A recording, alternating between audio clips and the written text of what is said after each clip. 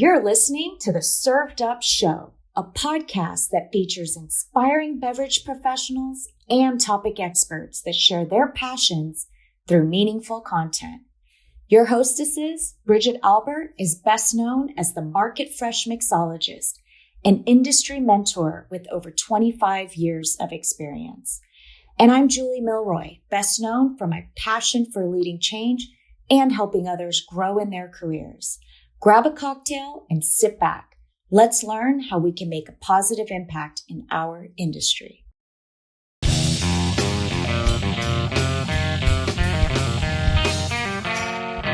Hello, Served Up friends. I'm thrilled to introduce you to Mai Moore, a social impact leader who shares her story from growing up mixed race by a single mother, a diverse community, and how that shaped her to become the disciplined and action-oriented leader she is today. Now sit back, grab a glass of Suntory whiskey, and get inspired.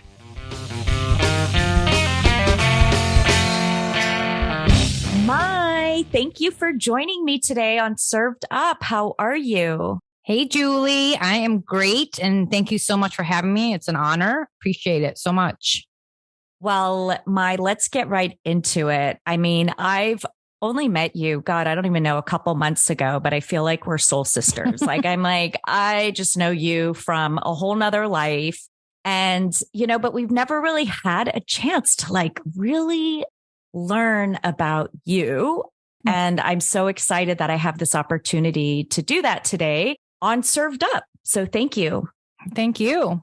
Mai, tell our listeners a little bit about yourself and how you've gotten to do some of the work you've done around DE&I today.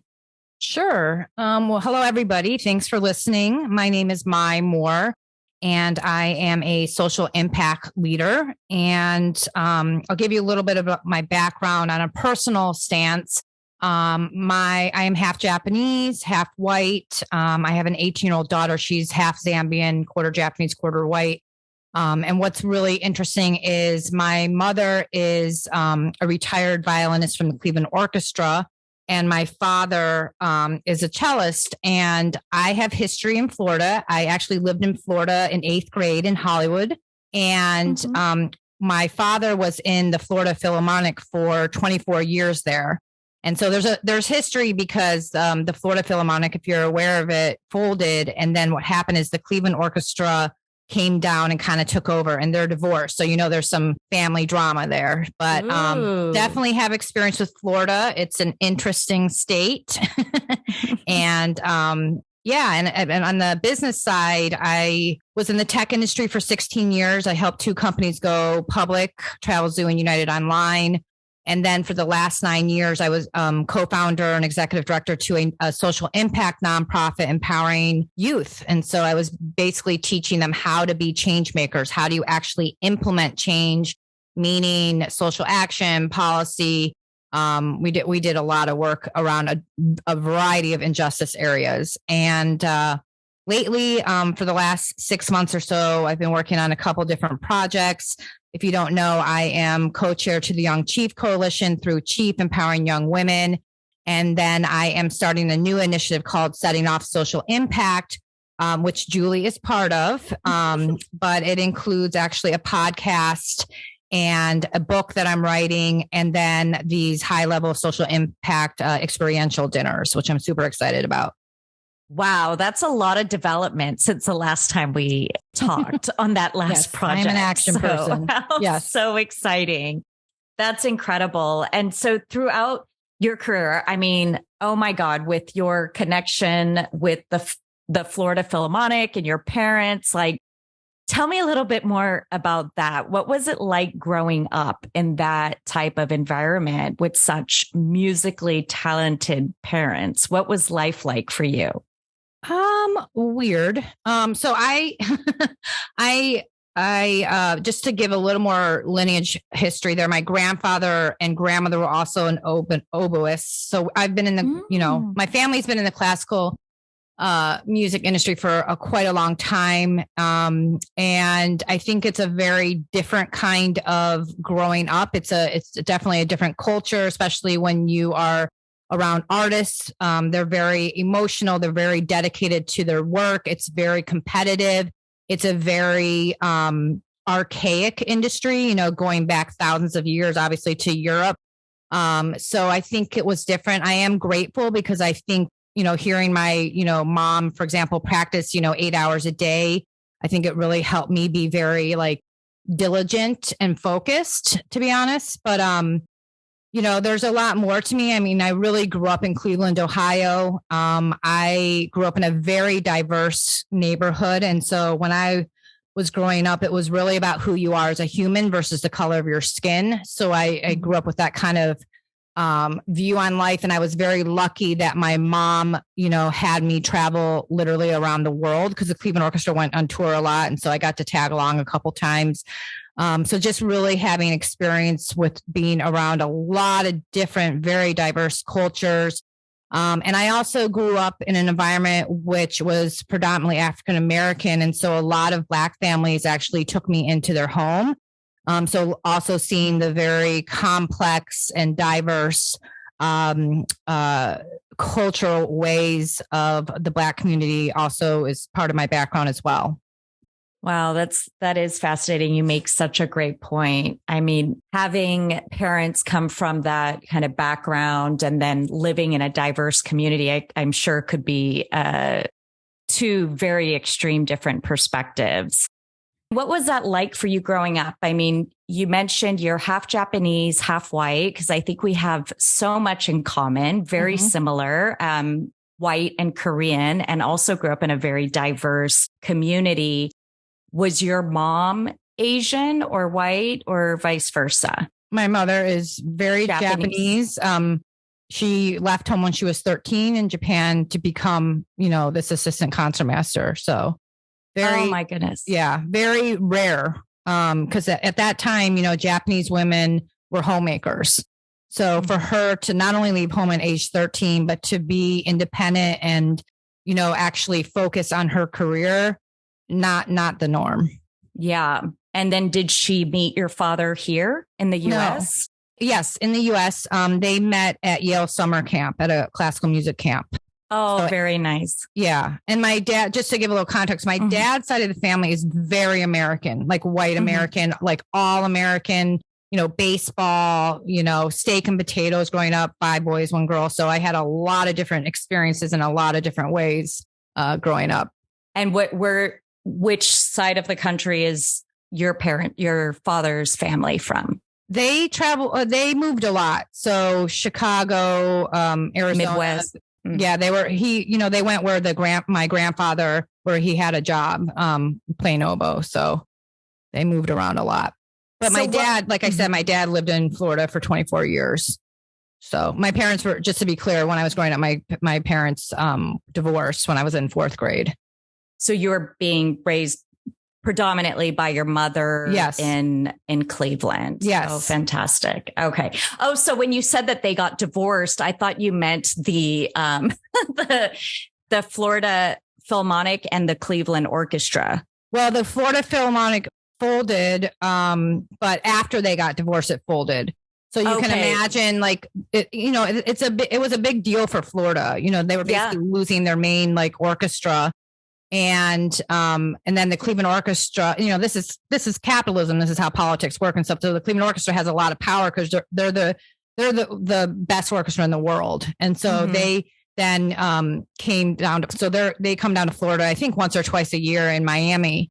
They basically took over that market. And so, it really has nothing to do with my parents, but how it's just ironic. Yeah. It's ironic. And how divorce goes. And in my dad's eyes, he's like, oh, your mom did that. And no, she hadn't. Yeah. I mean, I understood those getting divorced. I didn't put together that your parents actually got divorced at that time as well. So, okay. Another similarity. I grew up with my single mother, but again, we want to learn more about you. So, what was that like then for you? I mean, do you feel that growing up in that diverse environment, how did that kind of shape who you are and your identity as you were growing up? It's really everything about me. That's a very big question.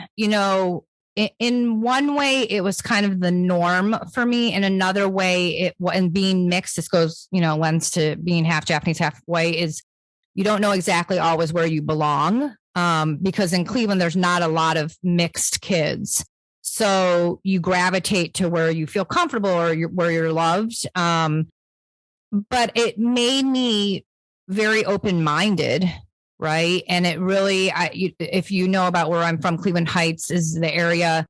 Like I said, like we grew up, in high school, we had fraternities and sororities, and we had, for example, a white prom king and a black prom queen. And it was just so the norm for us. Like we looked at each other as individuals, as humans versus like, hey, there's that black guy over there, or there's that white girl over there. It was really about, what are you into? Who are you? And I'm really grateful for that upbringing. And it's too bad that that's not the norm. Let me put it that way. Yeah. And I think a lot of that just goes to what is the environment you're around, right? If it's homogenous, that's just how it's going to be. And I think, I'm like you, I don't really know it any other way because growing up in Anchorage, Alaska, there's a little bit of everything, so wow. Everybody's mixed, right? I mean, I think white is dominant, but it was about 50-50. It's pretty mixed, but, moving and even in Miami, it's, it's pretty extreme in different ways, right? Because the Latin culture is predominant here and whatnot. So then, tell us about kind of your young adult life. Where did you kind of go from then? Which direction? I know you really got into the kind of the tech and corporate world, but what happened prior? So going back a little bit, and especially since we're talking about Black History Month, I definitely want to mention, when I mentioned being brought in by different Black families. I mean, those experiences really stuck with me. And I had some really traumatic, experiences. For example, with my ex, I had an ex boyfriend that was African-American. And so those really stuck with me. But I was always very focused on my education, and I was always very driven. If anybody knows me, I'm very driven. And so I knew I wanted to leave Cleveland. I wanted to go to New York City. My mom was like, nope, you're not going there. So I was like, okay, I'm going to go to Los Angeles. So I my undergrad in Los Angeles, and I actually majored in fashion marketing. Not a lot of people know that. And one of my teachers, she recommended me to work with this celebrity stylist. His name was Philip Block. And so I quickly got experience in the entertainment industry, in the fashion industry, right out of college, which was very toxic. I did that for maybe 8 months or a year. I want to remember. And thank God that's right when the .com boom was happening. And immediately I got a job at this agency and really learned everything about online, the .com boom and tech industry and all that. So from there, I stayed in tech, pretty much, until I did EYJ pretty much. And I'm very, very grateful for my experience there. I think it matches my personality because being Asian and I'm much more of a fast paced, action kind of person. And, the tech industry moves very fast. You're continually innovating, you're continually problem solving. You're continually having to be entrepreneurial, and that's really in my nature. And so a lot of that experience is the basis of actually EYJ, which made EYJ very unique in Cleveland, with Cleveland having 27,000 nonprofits and being one of the most philanthropic cities in the country. And so that really helped with my yearning and love for social impact and social justice to really create change. Wow, that's an incredible career that you went through. I mean, being able to kind of come back to something that you're super passionate about. And, tell us a little bit about your family. And you mentioned your daughter early on, and I believe she's going to school in New York. I'm a little bit of a rebel. Yeah.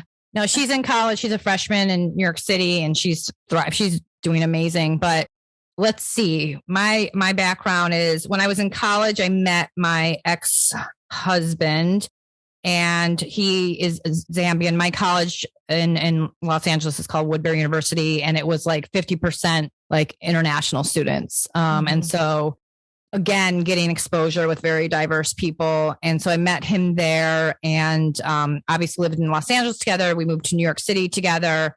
Had my daughter, she's a really amazing kid, very unique. She wants to go into internet, become a diplomat and help change the world. Go figure. But and I was married for 12 years, and my ex-husband passed away 2 years ago from COVID. Oh my goodness. So, I'm so sorry to hear. Oh no, thank you. And just having a kind of another type of experience with Black culture, because African, culture is very different than African American culture. So just yet again, having more experience with diverse culture. And have you been to Zambia, or has she been able to go back and still have family there too? Yes. Oh, yeah. wonderful. And her grandfather, my ex-husband's father, he actually passed away 6 months after my ex-husband. That was not a good year, but he is actually a really extraordinary leader example. He literally came from the bush in Zambia. So like the countryside, and he went to Boston University, and then he went back to Zambia, and he built so many businesses. Like he built the first indigenous bank there, Invest Trust Bank. He built a rose export company. He was part of the stock exchange there. He literally was responsible for probably several thousand people.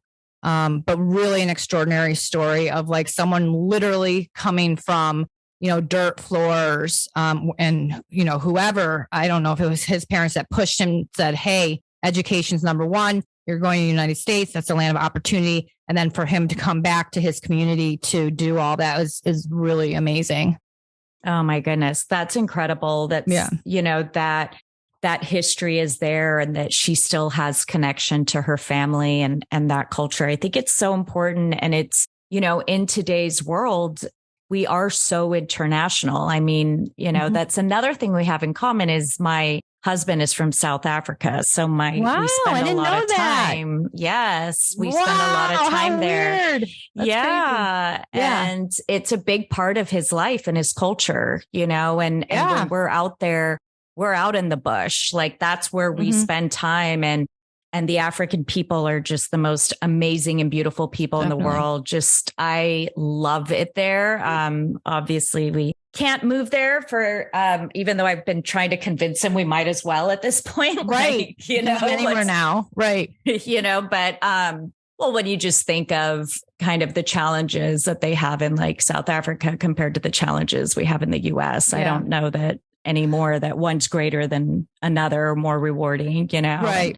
Although I do think that if you're looking at the economy and future, I think there is a lot of opportunity in Africa.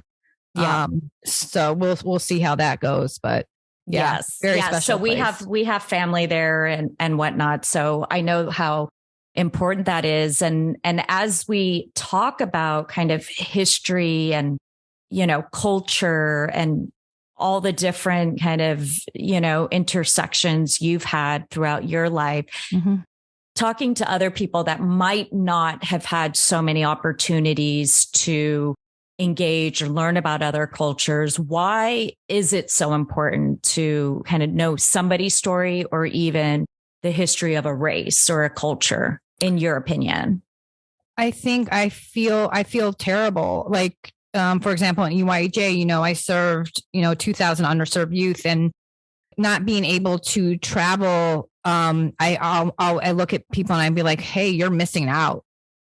Because when you connect with people on the human to human level, it's so inspiring. It's so neat. It's so fun. It's so amazing, right? That people can have different rules or ways they do things, or have special food dishes, or different things that are different than maybe what you grew up with. And I think that's the beauty of life, that we forget that is like really the reason why we're all here. And I do blame a little bit of capitalism with that. And, I think a lot of people want people controlled and not to learn about people, right? Not to respect each other, and to, instead of being put down for connecting with people or embracing someone else's culture or respecting someone else's culture or just respecting someone else's thought,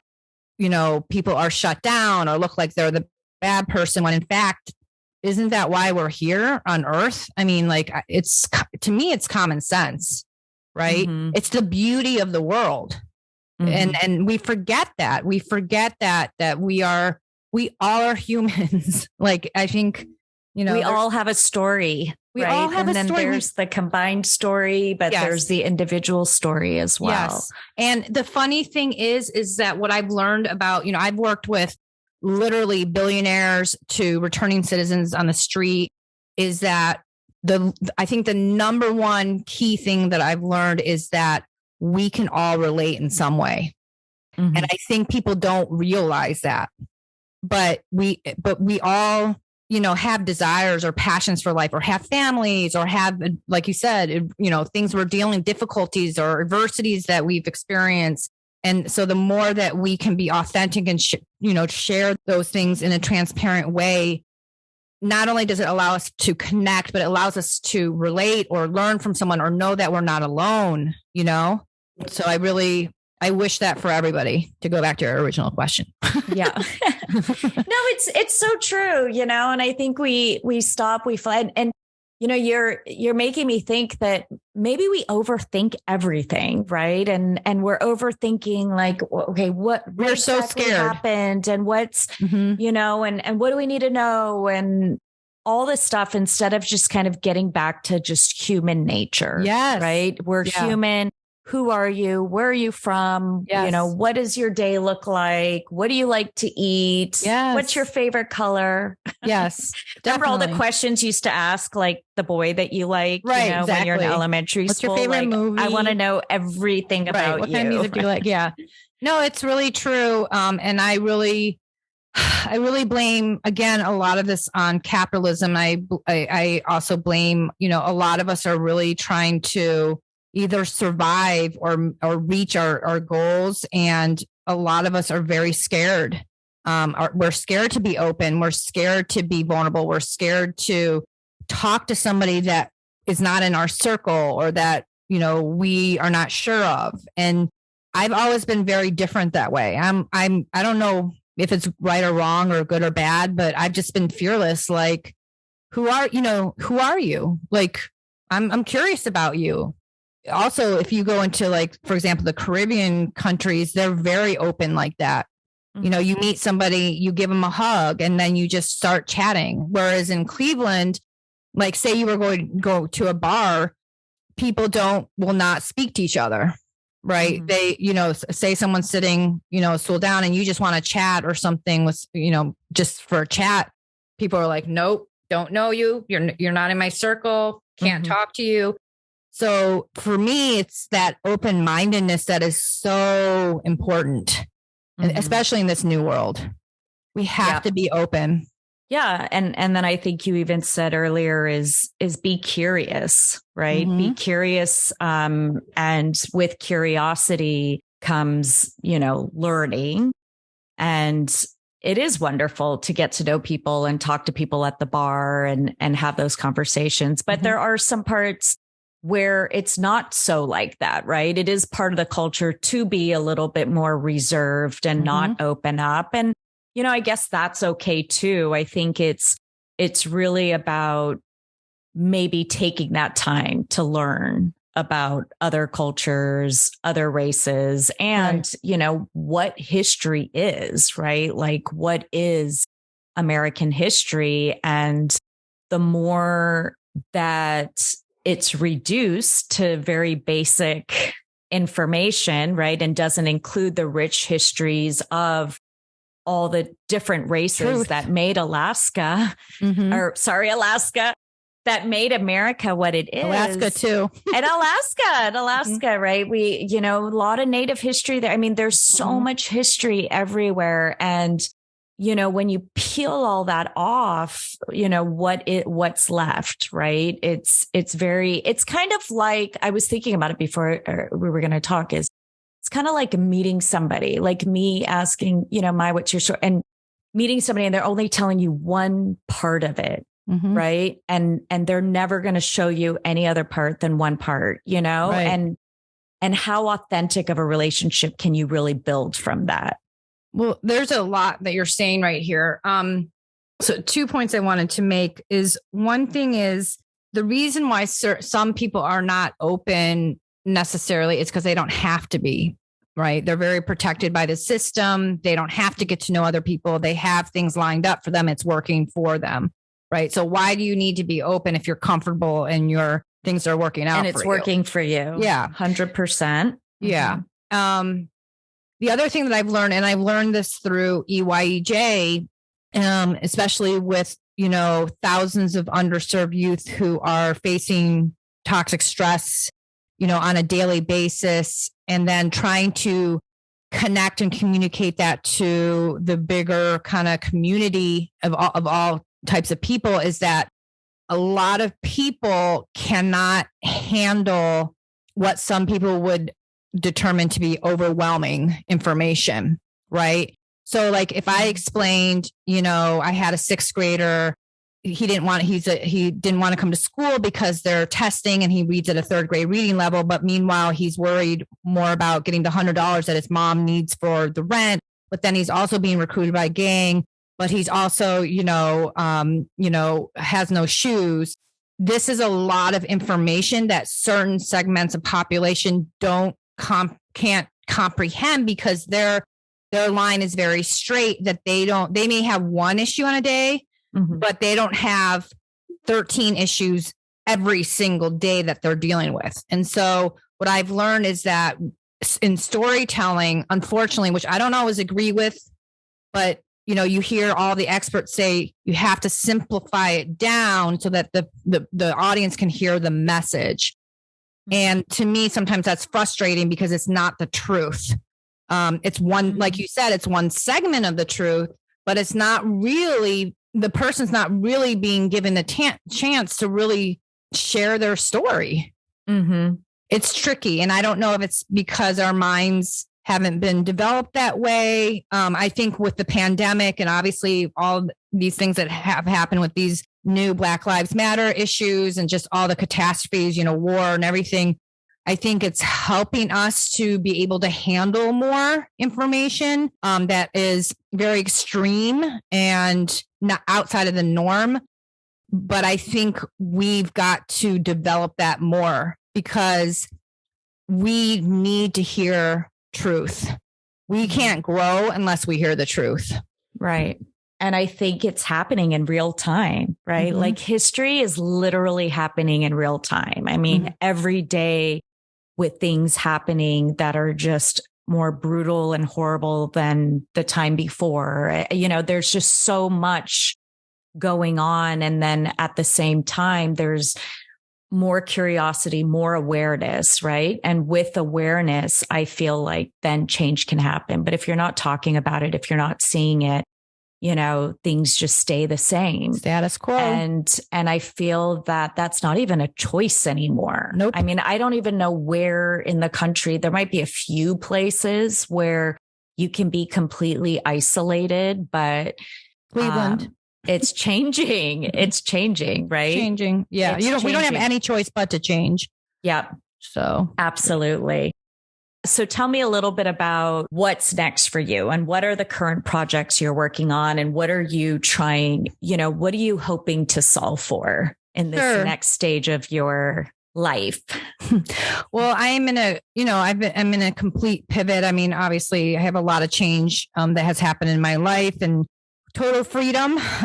It's, I'm 45 and it's not like I'm just planning out like one part of my life. It's like my whole life is like open right now of like, oh my God, it can be a little scary at times, but ultimately I am definitely a leader here to continue to help build a more equitable and inclusive world. I've really learned that about myself. and I have a lot of stories and information and content to share. And I know that I'm an answer. And so, I just simply, I want to help. I'm a giver. I want to help. And I know that I need to get this information out there. So, that story telling for all of us is really important. And like I mentioned, I'm going to definitely be doing a lot of that, in my setting off social impact initiatives. But I think where there's an opportunity, the good news is I do think that there's a lot of positive things happening, and you see a lot of momentum, whether it's from young people or even, chief members. I've found that chief members are quite open, and curious and trying to learn.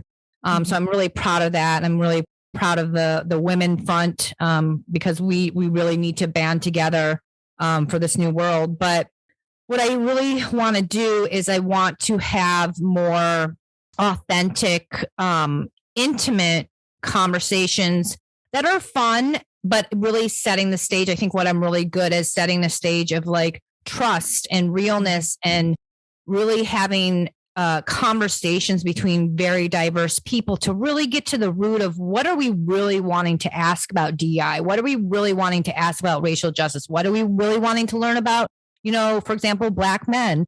Because in the sphere right now, like we keep things surface level a lot of the times. And it's very frustrating for me because I'm a very like real person. And I feel like if we're just keeping things surface level, if anything, that might hurt us. So these social impact experiential dinners in New York are powerful. And I've done, over 1,000, whether facilitating through my team or, conducting them myself. I've done over 1,000 of these discussions between diverse adults and young people, and whether like through my church or whatever. But the point is these powerful dinners will allow like vulnerability in a safe way for like, for example, a white woman that says, you know what, I know I need to do something. I really am compassionate and empathetic, and I want to help, but I'm freaking lost. Like that's the kind of truth I want to hear.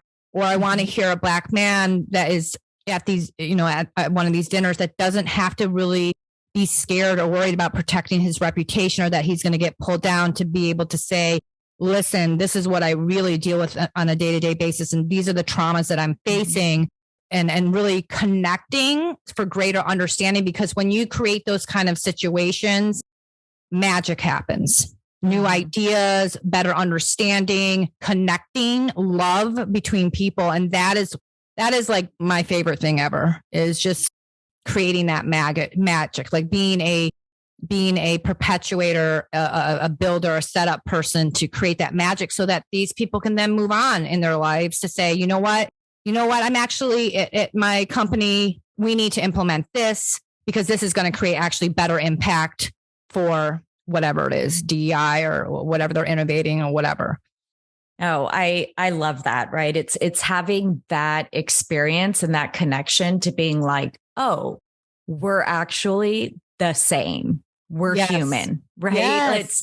It's like humanizing, and you know, rather than dehumanizing, we need to focus on really humanizing. And I think that that's where it comes. And when you hold that space, that really safe space with a group of people, I could just see the magic that will happen. Yes. So how great is that? Are these like super exclusive dinners, or who can come, or how does that work?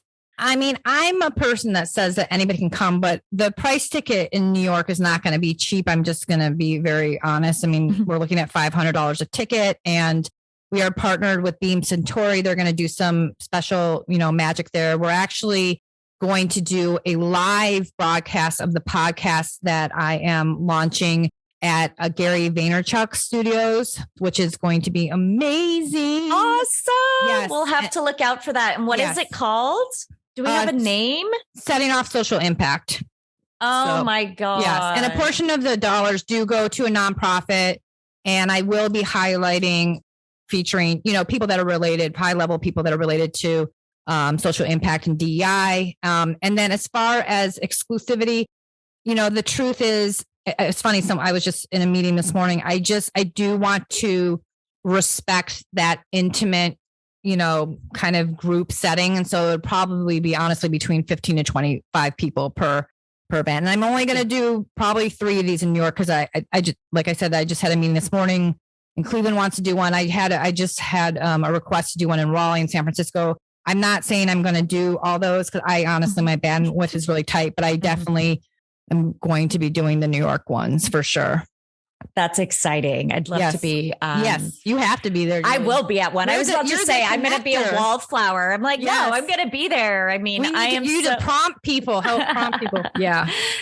That's wonderful. I am so proud. And this is actually, just to be clear, this was actually Julie's brainchild, the dinners, just to be really, really clear. So she was like, you should do this and this and this. And I was like, yes. I can. Yeah. So, I always like to take something amazing that you're already doing and add food and alcohol, and then you're all set, right? Like, hey, that's how what can brings you go people wrong? together. It just makes it even better. Exactly. And I know that you were going to, when we had talked, you were going to focus on very specific restaurants and up and coming chefs and diverse chefs and all that stuff. I don't know if you're still going that angle, but it's going to be great. It's going to be wonderful. It's going to be great alcohol.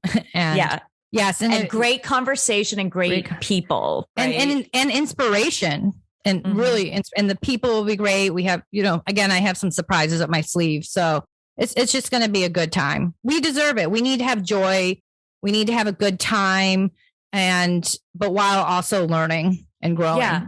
And that's what I would say. I think we're doing a lot of having the good time and being social, right? But you mentioned that earlier, but it's all very on a surface level. Yes. And I think really being intentional about having meaningful time with people where, like you said, once you start knowing them and those layers come off, it does create magic. And I think, that's a lot of the experience I've had, especially with our Chief Network specifically. Definitely. 100%. Is we get right to that core. So, well, thank you so much, Mai, for sharing some time with us, to share your story. We really appreciate it. And thank you for having me, Julie. Thanks for listening. Served Up is brought to you by Southern Glazers Wine and Spirits. Produced by Zunu.online. Music by We Killed the Lion can be found on Spotify. Make sure to subscribe to be notified of future Served Up episodes. Cheers!